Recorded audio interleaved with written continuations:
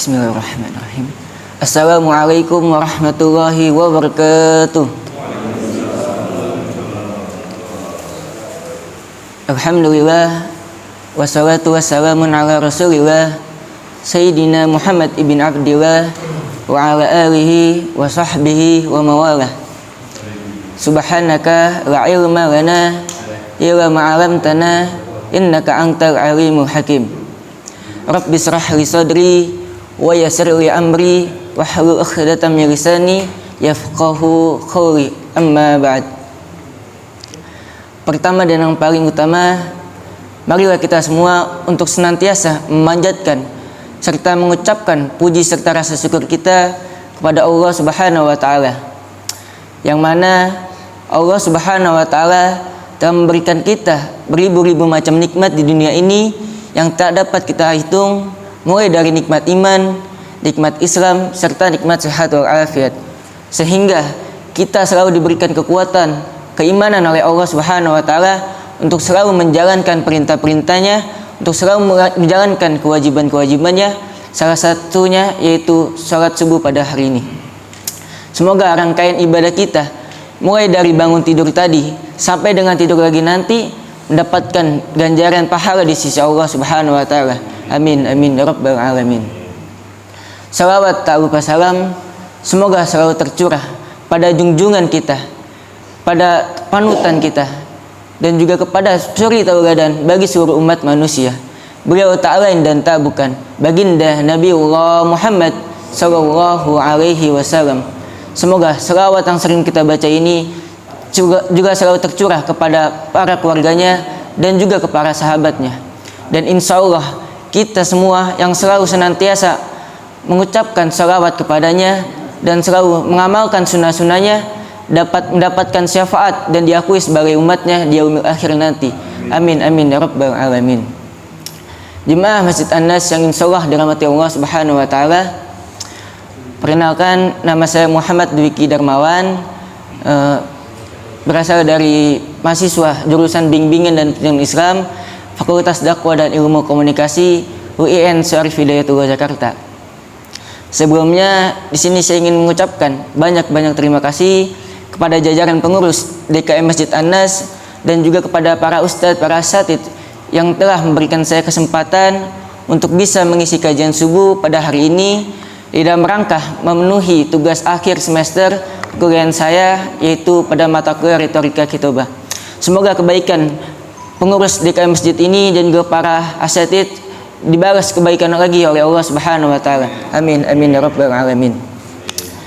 Jemaah sekalian, pada kesempatan kali ini di sini saya akan membawakan tema kajian subuh pada hari ini mengenai manusia yang jauh dari Allah Subhanahu wa taala.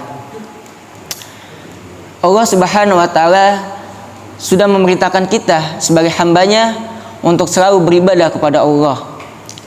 Maksud dan tujuan Allah Subhanahu wa taala memerintahkan kita untuk selalu beribadah kepadanya adalah agar kita selalu merasa dekat dengan Allah, agar kita terhindar dari yang namanya musibah-musibah yang selalu menghampiri kehidupan kita. Namun pasti ada saja yang namanya musibah-musibah yang sering datang di dalam kehidupan kita. Jika kita melihat musibah itu dari sudut pandang dunia saja, mungkin ketika seseorang ditanya, apakah musibah terbesar di dalam kehidupan Anda? Sebagian orang mungkin akan menjawab, kehilangan orang tua, kehilangan harta benda, ataupun ketika ia mendapatkan penyakit yang tak kunjung sembuh, mungkin itu musibah terbesar jika dia hanya melihat dari sudut pandang dunia saja. Namun ketika kita melihat musibah itu dari sudut pandang akhirat, sungguh sangat jauh berbeda jawabannya dengan sudut pandang dunia tadi. Apabila kita melihat musibah terbesar di dalam kehidupan kita dari sudut pandang akhirat adalah ketika seseorang jauh dari Allah Subhanahu wa taala. Itulah musibah terbesarnya, musibah terbesar yang sebenarnya, yang kadang kita ini kurang menyadari bahwasanya musibah itu sering datang di dalam kehidupan kita. Lantas, siapa saja orang-orang yang jauh dari Allah Subhanahu wa taala itu? Orang yang pertama, manusia yang jauh dari Allah adalah orang-orang yang berhati keras. Orang-orang yang berhati keras di sini dapat kita artikan bahwasanya orang yang berhati keras adalah orang-orang yang tidak memiliki kelembutan di dalam keimanannya, orang-orang yang tidak ada pengenalan kepada Allah, dan juga orang-orang yang tidak pernah mengingat Allah. Itulah orang-orang yang berhati keras. Salah satu tanda orang berhati keras yaitu sulit untuk menerima yang namanya kebenaran. Semisal ketika seseorang dinasihati mengenai ajaran-ajaran agama, dia itu berpaling, menolak, ataupun malah marah-marah gitu ketika dia itu dinasihati dalam perihal agama. Itulah salah satu tanda orang yang hatinya keras. Orang yang hatinya keras ini bisa bermakna lain, yaitu orang-orang yang banyak berbicara tanpa sedikit pun berzikir mengingat Allah Subhanahu wa taala. Sebagaimana di dalam sabdanya Nabi Muhammad SAW dari Abdullah bin Dinar dari Ibnu Umar, bahwasanya Rasulullah SAW pernah berkata, la taksiru kalamah bi ghairi zikrillah, fa inna kasratal kalam bi ghairi zikrillah qaswatal qalbi, wa inna ab'adan nas minallahi qalbi al-khasi. Janganlah kalian banyak berbicara tanpa berzikir kepada Allah, sebab banyak berbicara tanpa berzikir kepada Allah membuat hati menjadi keras. Sesungguhnya orang yang hatinya keras adalah orang jauh dari Allah Subhanahu wa taala. Hadis riwayat At-Tirmizi nomor hadis 2335. Dari hadis ini bisa kita pahamin bahwasanya Rasulullah SAW melarang kita untuk banyak berbicara. Di dalam pembicaranya itu tidak ada sedikit pun mengingat Allah, tidak ada sedikit pun terkait ataupun terpaut kepada Allah. Sebenarnya kita ini diperbolehkan untuk banyak berbicara, akan tapi banyak berbicaranya itu di dalam hal mengingat ataupun berzikir kepada Allah Subhanahu wa taala. Semisal contohnya ketika kita menerapkan amar ma'ruf nahi munkar, ataupun ketika kita banyak berbicara tentang kebenaran-kebenaran, tentang keesaan Allah, itulah banyak-banyak bicara yang diperbolehkan sesuai dengan tuntunan Rasulullah SAW. Maka dari itu Allah Subhanahu wa taala telah memerintahkan kita sering di dalam ayat-ayat Al-Qur'an untuk menyuruh kita salat, untuk menyuruh kita berdoa, untuk menyuruh kita memperbanyak bacaan Al-Qur'an, untuk menyuruh kita untuk berzikir kepada Allah, agar tujuannya itu hati kita ini tidak menjadi keras, agar hati kita ini selalu terikat kepada Allah, agar hati kita ini selalu merasa dekat kepada Allah Subhanahu wa taala. Semoga kita semua yang ada pada yang hadir pada di masjid ini dapat berlindung kepada Allah dari kerasnya hati. Itulah orang pertama yang jauh dari Allah Subhanahu wa taala.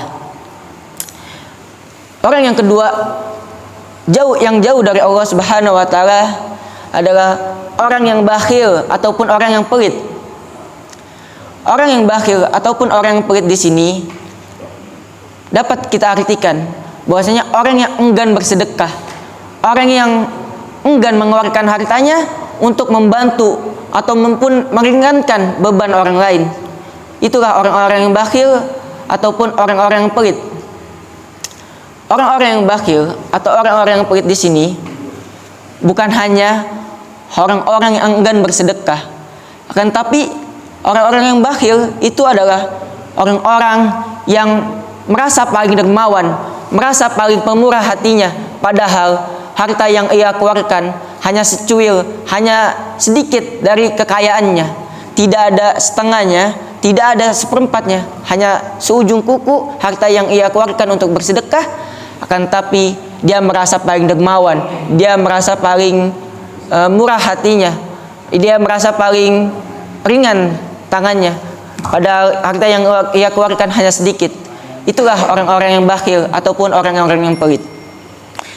Sebagaimana sabdanya Nabi Muhammad SAW dari Sa'id bin Muhammad Al-Warraq, dari Yahya bin Sa'id, dari Al-Araj, dari Abu Hurairah radhiyallahu an, bahwasanya Rasulullah SAW bersabda, "Sakhiyu qaribu minallah, qaribu minan nas, qaribu minal jannah, ba'idu minan nar.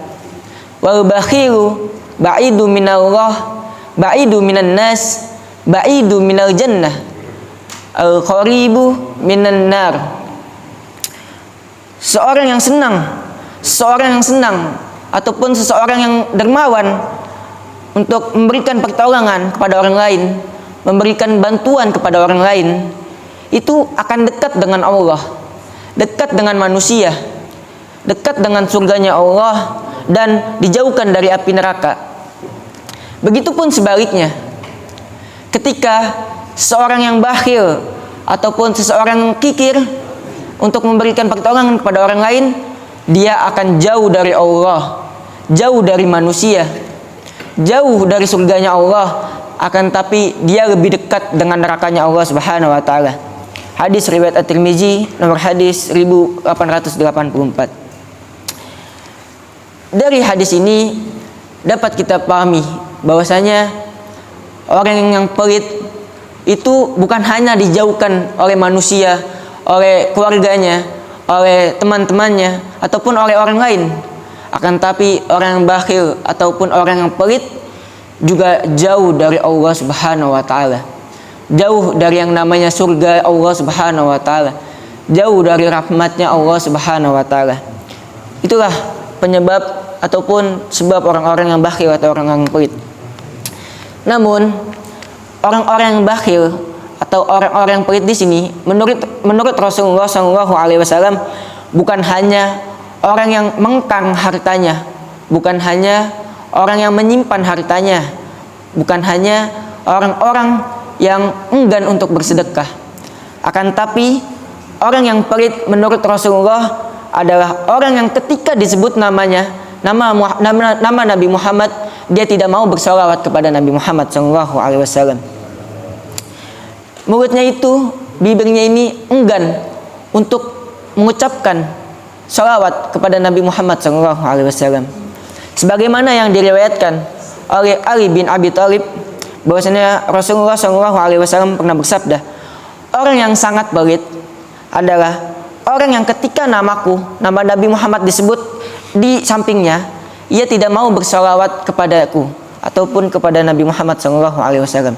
Hadis riwayat At-Tirmizi nomor hadis 3469. Dari hadis ini menjelaskan bahwasanya membaca salawat kepada Nabi Muhammad saat mendengarkan namanya di telinga kita itu sesuatu yang sangat ringan, sesuatu yang sangat mudah kita kerjakan. Akan tapi jarang sekali orang-orang mengerjakan hal itu. Padahal seorang itu tidak perlu repot-repot yang namanya mengeluarkan harta ataupun mengeluarkan tenaganya untuk bersalawat kepadanya, pada Nabi Muhammad SAW. Padahal Nabi sendiri juga telah bersabda bahwa orang yang mau bersalawat kepada Nabi Muhammad itu satu kali, maka Allah Subhanahu wa taala akan mengucurkan kepadanya rahmat 10 kali. Dan juga orang yang mau bersalawat kepada Nabi Muhammad menghapus darinya 10 kesalahan dan mengangkat baginya 10 derajat.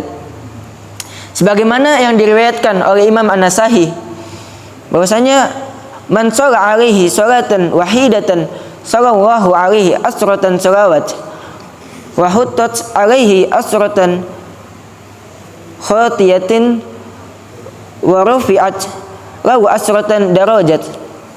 Yang artinya, barang siapa yang bersalawat kepadaku, pada Nabi Muhammad 1 kali, maka Allah akan bersalawat ataupun mencurahkan rahmat kepadanya 10 kali, menghapuskan darinya 10 kesalahan, dan diangkat baginya 10 derajat. Hadis riwayat An-Nasa'i. Di dalam kitab Syarah Tufasul Al-Hawazi karya Imam Al-Mubarakfuri itu dijelaskan bahwa makna al-bakhil adalah orang-orang yang sempurna sifat pelitnya. Jadi sifat pelitnya itu bukan hanya pelit, akan tapi ada kata sangat di depannya. Hal ini dikarenakan kata al-bakhil diartikan di dalam bahasa Arab itu menunjukkan arti yang sangat. Jadi orang-orang yang bakhil ataupun orang-orang yang pelit di sini menurut sabda Nabi Muhammad SAW yang tadi, ada orang yang sangat pelit.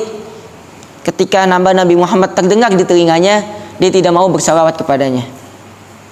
Sehingga berdasarkan hadis yang tadi, Nabi Muhammad SAW, orang yang sangat pelit bukan hanya pelit, akan tapi sangat pelit adalah orang yang ketika nama Nabi Muhammad SAW terdengar ini di telinganya, sering kali terdengar di sampingnya, dia itu tidak mau bersalawat kepadanya. Maka sungguh sangat nyata bahwasanya kebakiran seseorang itu yang mengaku mencintai Nabi, mengaku mengikuti sunnah-sunnah Nabi, mengaku untuk mengharapkan syafaat-syafaatnya Nabi Muhammad SAW, kan tapi dia itu ketika nama Nabi Muhammad SAW terdengar di telinganya, dia enggan. Dia itu mulutnya itu sulit untuk mengucapkan sholawat kepadanya. Padahal itu adalah satu bentuk pengagungan kita pada Rasulullah SAW. Oleh karena itu, jika kita tidak ingin termasuk ke golongan-golongan orang yang dimaksud oleh Nabi Muhammad SAW tersebut, kita harus sering-sering membaca salawat kepada Nabi Muhammad. Kita harus sering-sering mengamalkan sunnah-sunnahnya. Banyak sunnah-sunnah yang mudah kita lakukan sebagai umatnya. Itulah golongan orang yang kedua yang jauh dari Allah Subhanahu wa taala. Golongan orang yang ketiga yang jauh dari Allah Subhanahu wa taala adalah orang yang banyak melaksanakan sholat, kan tapi sholatnya itu tidak bisa mencegah dia dari perbuatan kemungkaran. Jadi dia ini sering kali mengerjakan sholat, akan tapi dia juga sering melakukan perbuatan-perbuatan maksiat. Dia sering kali melakukan perbuatan-perbuatan kemungkaran. Pada hakikatnya orang-orang yang seperti inilah yang sholatnya itu tidak mendekatkan dia pada Allah Subhanahu wa taala, akan tapi sholatnya itu malah menjauhkan dia dari Allah Subhanahu wa taala. Sebagaimana yang disampaikan oleh At-Tabari yang disanadkan sahih dari jalur Sa'id bin Abi Urubah dari Qatadah dari Al-Hasani, bahwasanya barang siapa yang melaksanakan sholat lantas sholatnya itu tidak mencegah dari perbuatan keji dan perbuatan mungkar, maka ia hanya akan menjauh dari Allah Subhanahu wa taala. Jadi bukan berarti kita ini lebih baik meninggalkan sholat, bukan berarti kita ini lebih baik meninggalkan ibadah-ibadah kepada Allah. Namun justru kita ini harus memperbaiki sholat kita. Kita harus belajar membekaskan sholat-sholat yang kita lakukan itu pada kehidupan kita sehari-hari, agar perbuatan keji ataupun perbuatan mungkar jarang kita lakukan, jarang kita lakui, agar perbuatan-perbuatan maksiat itu terhindar dari kehidupan kita. Jangan sampai kita ini rajin ibadah kepada Allah, rajin sholat, rajin bersedekah, rajin mengamalkan sunnah-sunnahnya Nabi Muhammad, kan tapi perkataan kita ini masih menyakiti sesama muslim. Perbuatan kita ini masih menzalimi orang lain. Perbuatan kita ini masih terbilang sulit untuk diterima oleh masyarakat. Itulah sholat yang malah menjauhkan kita dari Allah Subhanahu wa taala. Itulah golongan orang ketiga, orang yang manusia yang jauh dari Allah Subhanahu wa taala. Semoga kita semua yang hadir pada hari ini dijauhkan dari ketiga golongan tersebut, dan juga semoga kita ini dapat menjauhkan sifat-sifat dari hati yang keras, menjauhkan diri dari sifat-sifat bakhil, menjauhkan diri dari sifat-sifat orang yang mengerjakan sholat akan tapi masih berbuat kemungkaran ataupun masih berbuat kemaksiatan. Semoga juga kita di sini dapat mengamalkan sunnah-sunnahnya Nabi Muhammad agar kita ini merasa lebih dekat dengan Rasulullah, agar kita ini merasa lebih dekat dengan Allah. Karena lebih dekat dengan Allah, lebih dekat dengan Rasulullah adalah hal yang setiap insan, adalah hal yang setiap manusia itu inginkan, hal yang setiap manusia itu harapkan untuk selalu merasa dekat dengan Allah. Tujuan kita ini merasa dekat dengan Allah adalah agar kehidupan kita ini merasa lebih tenang, merasa lebih tentram untuk menjalankan kehidupan sehari-hari kita. Karena kita tidak terpaut ataupun kita selalu sering dilihat oleh Allah Subhanahu wa taala. Mungkin itu saja yang bisa saya sampaikan pada kajian subuh hari ini. Semoga dapat bermanfaat bagi kita semua dan kita semua dapat mengamalkan ketiga golongan tersebut agar bisa terhindar dari ketiga golongan tersebut. Lebih dan kurangnya mohon maaf. Wabillahi taufiq wal hidayah wa ankum minkum. Wassalamualaikum warahmatullahi wabarakatuh. Mungkin dari para ustadz, para bapak-bapak sekalian, ada yang ingin menambahkan ataupun ingin memberikan masukan ataupun ada yang ingin bertanya terkait tema pada hari ini. Dipersilakan kepada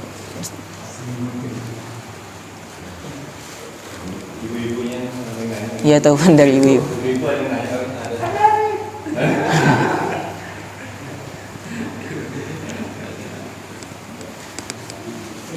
Silakan tuh.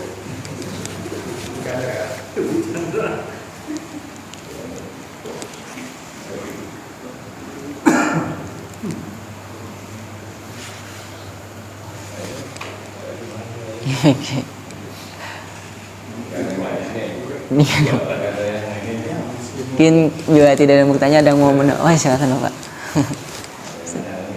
Assalamualaikum warahmatullahi wabarakatuh. Waalaikumsalam warahmatullahi wabarakatuh. Tadi tausiahnya hari ini.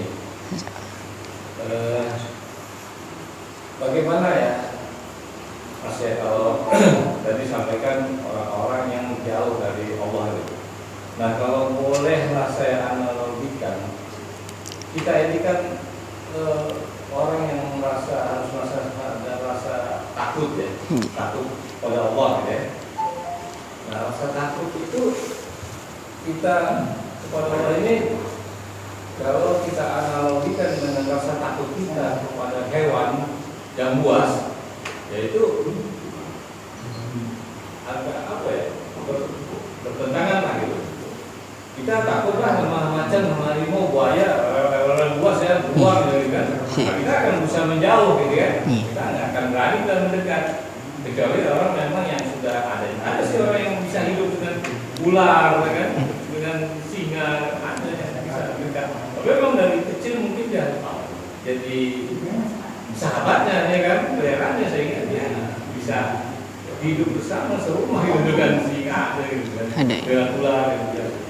Nah, kalau kita takut dengan Allah ini, tentunya beda. Takut kita itu rasa takut kita orang beriman itu tentunya takut karena murkanya, ya kan. Sehingga kita harusnya bukan menjauhi, takut Allah, jauh-jauh lah. Kita harus sebaliknya. Kita harus manusia mendekat dengan cara apa tadi, berpikir, cara biasa dekat kepada Allah sehingga kita selalu berada di jalan yang lurus lah, sesuai dengan Rasul bagaimana kita harus ingat Allah, adabnya, misalnya akan ancamannya kalau tidak sesuai dengan ini dengan petunjuk hidup kita. Nah, ini mungkin itu yang coba diulang lagi, apakah itu benar analogi saya tadi, takut dengan hewan buas jauh dari dengan Allah mendekat, ya kan. Kita harus senantiasa berusaha mendekat kepada Allah melalui berbeda dengan senantiasa, sehingga sholat kita tadi benar-benar sholat yang mampu mencegah dari perbuatan kejiran munkar. Jangan sampai kita STMJ, ada istilah STMJ kan? Ada. Dengar? Belum. Sholat terus Maksiat jalan. Terus jalan. Tidak, sholat saja tidak membekas. Iya. STMJ kata orang-orang ada istilah gitu, sholat terus ya, sholat terus, tapi maksiat jalan. Nah itu kita masukkan atau boleh tanya ya, ini dulu kasih. Assalamualaikum warahmatullahi wabarakatuh. Waalaikumsalam warahmatullahi wabarakatuh. Ya, mungkin tadi analogi dari Bapak tentang perbedaan rasa takut kepada Allah dan juga perbedaan rasa takut kepada hewan-hewan buas, seperti itu. Mungkin memang yang namanya perbedaan kepada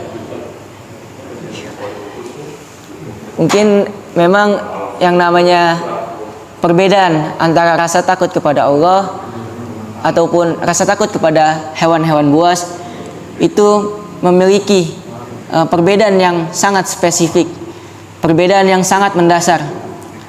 Mungkin bisa kita pahamin bahwasanya rasa takut kepada Allah di sini adalah betul yang tadi Bapak katakan, rasa takut kepada Allah di sini takut akan murkanya Allah, takut akan azab-azabnya Allah, takut akan nerakanya Allah Subhanahu wa taala. Itu yang mungkin rasa takut yang harus kita tanamkan di dalam diri kita khususnya. Mungkin kalau kita takut hanya sekedar takut kepada hewan-hewan buas seperti macan ataupun yang lainnya, itu sangat jauh berbeda. Mungkin kita itu akan takut digigit ataupun takut meninggal karena diterkam hewan-hewan buas. Mungkin itu yang kita takutkan terhadap hewan-hewan buas. Kan tapi kita analogikan bersama bahwasanya rasa takut kepada Allah dengan rasa takut kepada hewan itu sangat jauh berbeda. Jika kita merasa takut akan hajab-hajab Allah, kita merasa takut akan nerakanya Allah, itu malah membuat diri kita ini akan semakin dekat dengan Allah, membuat diri kita ini akan selalu terpaut dengan yang namanya apa yang sudah Allah perintahkan kepada kita, seperti sholat ataupun ibadah-ibadah yang lainnya. Mungkin itu rasa takut kepada Allah yang sebenarnya, bukan hanya rasa takut yang malah menjauhkan diri kita kepada Allah, akan tapi rasa takut itu malah mendekatkan kita kepada Allah. Mungkin rasa takut kita kepada hewan-hewan buas itu malah menjauhkan kita dari hewan tersebut, bukan malah mendekatkan kita dari hewan tersebut. Karena jika kita mendekatkan rasa takut itu kepada hewan tersebut, maka kita diterkam hewan tersebut. Itulah kebalikan dari rasa takut kepada Allah dengan rasa takut kepada hewan-hewan buas. Mungkin itu yang bisa saya jawab mengenai analogi perbedaan rasa takut kepada Allah dengan rasa takut kepada hewan. Mungkin dari bapak-bapak yang lain atau ustadz-ustadz yang lain ada yang ingin menambahkan ataupun ada yang ingin bertanya kembali mengenai tema pada hari ini.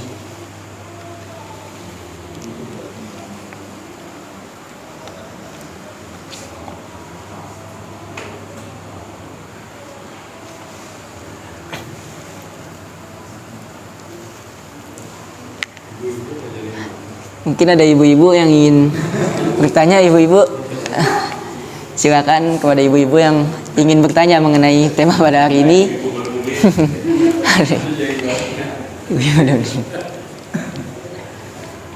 Ya, saya cuma biar adil, kemarin udah berapa orang nih? Iya. Atau Rizky yang bercerita nasihat saya? Iya, Jaki, Pak. Oke, jadi gini, saya hanya suka nasihat kepada kalian. Kalian adalah generasi muda yang akan mengawal apa ya, terutama dakwah Islam. Itu pertama. Ternyata akan mengganti Quraisy, mengganti Gus Baha dan yang lain-lain, atau Agus Komar yang Ustadz yang viral. Mungkin kan ada Ustadz viral, ada Ustadz kampung gitu ya. Iya ada. Ternyata harapan kita untuk meneruskan dan mengawal agama Islam. Nah, arti dan kan jadi pusat pertanyaan dari masyarakat, baik itu yang paham maupun yang ingin paham atau sekedar paham. Ada yang menguji, ada yang benar-benar ingin bertanya. Intinya itu. Jadi supaya masyarakat tercerahkan, supaya masyarakat tahu bahwa apa yang dilakukan itu sudah sesuai dengan syariat Al-Quran dan hadis. Karena dalam Islam yang kita tahu bahwa terutama di fikih, kalau di Al-Quran kita sudah final, sudah tidak ada keraguan. Tapi di fikih kita masih dalam bukan dalam keraguan, dalam konteks ilmiah, bisa beda pendapat, beda mazhab, beda pendapat. Kita yang mazhab besar aja. Iya. Nah, artinya kalian harus banyak literasi, harus banyak baca, harus banyak ya buku-buku sebagai referensi, sebagai dalil. Jangan nanti menjawab katanya, tapi katanya ini repot ini. Imam Syafi'i sendiri masalah apa ya? Dia itu selalu menang berdebat dengan intelektual. Ya gitu kan. Intelektual itu kan karena banyak baca, banyak baca, banyak tahu, tapi selalu kalah dengan orang bodoh. Kalau orang bodoh itu apa? Ngeyel, kasih tahu nggak terima gitu kan. Nanti orang mau bicara tanpa dalil kok bisa. Nah itu jangan sampai masyarakat menilai seperti itu. Dan pakai dalil, lalu pakai kitab, banyak kitab-kitab klasik itu banyak. Itu. Yang kedua, di Indonesia ini salah satu negara yang literasi masih rendah, di urutan 80 di dunia, bisa dicek di Google ranking literasi Indonesia. Artinya apa? Jarang baca. Akibat jarang baca apa? Kita di ngeyel, hoax, berita tanpa dibaca dulu referensinya, sudah percaya saja gitu. Jadi berbanyak itu literasi, banyak tahun bertanya, ya ulama dahulu itu mungkin jadi penulis kitab kan ya? Iya, penulis kitab, ulama besar, dan mereka berburu bukan hanya kepada satu ustadz, kan gitu ya? Iya. Ya kalau lihat banyak mereka pindah-pindah menuntut ilmu. Kemarin Pak Rahmat dalam hal tafsir Al-Quran aja, sekarang lagi viral juga ya Pak Ando ya, karena orang non-muslim sudah tafsirnya berubah gitu kan. Nah di kita sendiri tafsir itu berbeda-beda dalam siapa yang menafsirkan. Tafsirnya bukan Al-Qurannya ya, tafsirnya kan ya. Kalau Pak Rahmat kemarin ya harus ada dulu itu Pak Rahmat. Kalau Quraisy mungkin perkata gitu kan. Kalau Pak Buya Hamka syair, tulisannya enak dibacanya, kayak gitu. Dan banyak tafsir-tafsiran lain. Nah itu, khazanah ilmuwan Islam itu tidak pernah habis. Itu aja nasihat saya. Itu aja Pak. Silakan lanjut. Ya, mungkin kalau nasihatnya nanti nggak ada Pak ya. Iya, benar. Biar dapat semuanya. Ya baik, terima kasih kepada Bapak yang telah memberikan nasihat atau masukan mengenai untuk memperbanyak literasi sebagai anak-anak muda gitu. Untuk memperbanyak literasi agar nanti ketika terjun di masyarakat bisa berdasarkan berbicara itu berbicara mengenai data ataupun bukan katanya gitu. Mungkin itu, terima kasih kepada Bapak atas masukannya. Mungkin dari para ustadz atau bapak-bapak yang lain ada yang ingin menambahkan lagi ataupun ada yang ingin bertanya mengenai tema pada hari ini, dipersilakan. Ya, Assalamualaikum warahmatullahi wabarakatuh. Waalaikumsalam warahmatullahi wabarakatuh. Barangkali melengkapi apa yang disampaikan bapak yang lain, juga terkait dengan yang saya sampaikan kemarin, bahwa sekarang ini memang anak-anak itu atau semua masyarakat itu sudah suka dengan teknologi. Iya. Sehingga rasa takut kepada Allah itu memang jadi jauh berkurang. Iya. Karena merasa dengan belajar dengan teknologi yang ada di dunia maya, melalui teknologi itu menjadikan kita merasa lebih pintar. Nah, ini akan sangat berbahaya gitu kan, apabila kita belajar cukup dengan teknologi. Nah, saya mengingatkan saja gitu kan, begitu yang saya sampaikan kemarin, bahwa kalau kiai itu gitu ya, mungkin ilmunya lebih banyak daripada lebih sedikit daripada Google. Iya. Kalau kita cari apa ya di Google ada, sehingga merasa nggak perlu lagi ke kiai gitu kan. Nah, ini yang sangat diharapkan jangan sampai terjadi seperti hal seperti itu, bahwa kalau kita belajar tadi yang disampaikan oleh Pak Yurman, perlu kita banyak referensi dari guru-guru langsung berhadapan, bertatap muka. Ini tidak lain dalam rangka menambah suatu nilai di dalam diri kita, bahwa kita itu harus tajim terhadap para kiai. Jadi kita tuh punya etika gitu kan. Kalau kita sudah tidak punya etika, ilmu setinggi apapun, maka terjadilah seperti saat ini gitu. Bahwa sering debat gitu kan, sering menyalahkan orang lain karena merasa dirinya lebih banyak dan tidak ada etika terhadap orang lain. Jadi dengan gurunya pun dia berani debat gitu, padahal ilmunya hanya sedikit. Nah, oleh karena itu saya menyampaikan di sini barangkali dengan temanya mungkin kurang nyambung gitu. Tapi saya yang mengingatkan saja seperti tadi Pak Haji Firman menyampaikan bahwa adik-adik perlu juga diingatkan agar supaya lebih banyak bertemu langsung bertatap muka dengan guru-guru atau para kiai, sehingga kita di dalam diri kita akan tumbuh suatu etika gitu, suatu etika.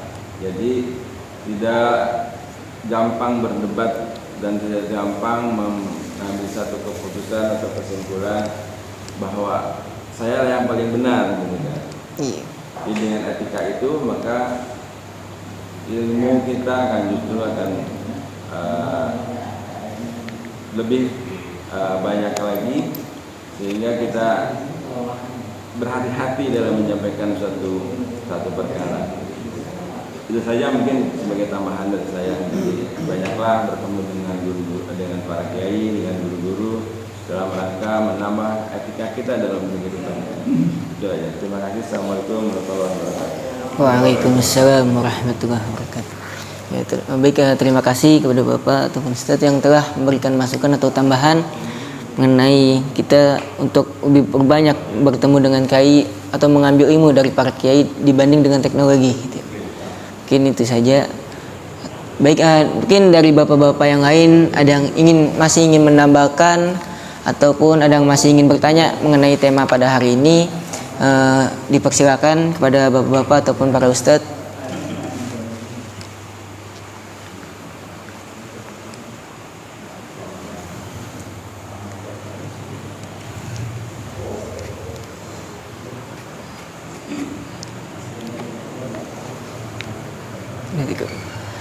Nah, cukup. Ya mungkin sudah cukup kajian subuh kita pada hari ini. Mari sama-sama kita tutup kajian subuh pada hari ini dengan doa kafaratul majlis. Subhanakallahumma wa bihamdika asyhadu an la ilaha illa anta astaghfiruka wa atubu ilaik. Bila kurangnya mohon maaf. Wassalamualaikum warahmatullahi wabarakatuh.